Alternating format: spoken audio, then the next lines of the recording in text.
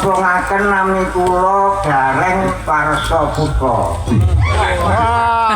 Nek wong ana iki kok nganggo apa jenenge tambahan asma ditambahi jenenge Warsa Putra. Warsa Putra, Gareng Warsa Putra. Tegese Warsa taun putra anak. ya tegese Bojo kula mendak taun anak. Ya pripun wong wis kabeh barang jek jadrah mah. nek kabeh iki apa jenenge wis mampet kok kabeh kok belajar. Ngangge KBP. Heeh. Angge di tumuhaken teko guru katok wis mlarat teko misarke. Loh, lah kaya kudune diombe sik kok ya. Asing kula Tuban. Asli saking Tuban. Bojo kula saking Lebok, Pak. Sing sok kan lebok iki lho. Lho wong iki sing jujur.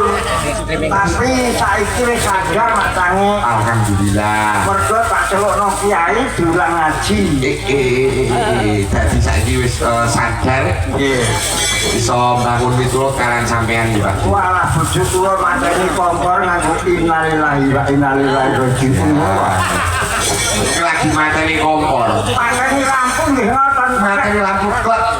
Innalillahi wa inna ilaihi raji'un. Akhir mateni apa-apa mesti ngoten. Kula niku lho turu diwacakno Yasin tau. Sampeyan turu diwacana Yasin. Iya to sampean kok gak mula nek duwe anak Heeh. niku ditata sing tenan. Terus iki to.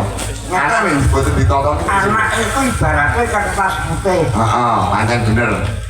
Wong tuane niku mangsine. Nggih sing nulisi sing ngatur. Karek nang gambar. Terus e Digambari apik apa elek. Lah anak kula riyen lagi lahir kertasnya tak gambari botol aqua. Mulane bendina mendem ae.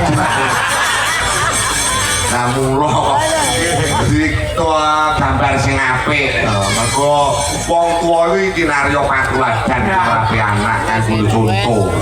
Pak, kula mriki niku budale pas geblake tanggaku menawa. Nek kok iso? Aku kan numpak bis ke Tuban. Heeh, saking Tuban iki bis. Nah, jejer wong wedok nggawa anak. Lah terus? Aku rokokan to. Heeh. Anake nangis aku disentak. Yo bener diseneni karo. Sampeyan ku wong tuwek kok ora diaturan. Anak bocah nangis kok rokok ae. Lah yo bener ora itu mesake lho cah cilik nangis iki kudune nuwun sewu nek cah cilik awake dhewe rokokan kudune mire wong ale. Rokok tak pateni, ae meneng. Alhamdulillah. Yang sedelok, Nggih. anake nangis. Nangis meneh. Menawa mboke ngombe antimu menawa. Lah nek ngono, Lah bareng anake nangis iki karepe diunjukno. dijujukno. Roke Terus. bareng roke nek ngunjuk iki tenanan keduwuren. Heeh. Aku yo ngene Mbak, sampane aja gawe cilakane wong lho Mbak. Lah nek kok iso ngono? Lah niku roke sampean ngunjuk anakku yo nangis aku. Lah sampean mau gowo anak. bareng mlaku meneh Mlaku meneh teko kali Pidu. teko kali 7. Anake nangis. Nangis terus ya. Nggih. Anu anggota badan ditokno protot. Opo nek anggota badan iki? Ditokoke kok tak nek anu tak ditokno protot. Sing ditanggak ora sirahe anake, sing ditanggak sirahku. Terus piye iki?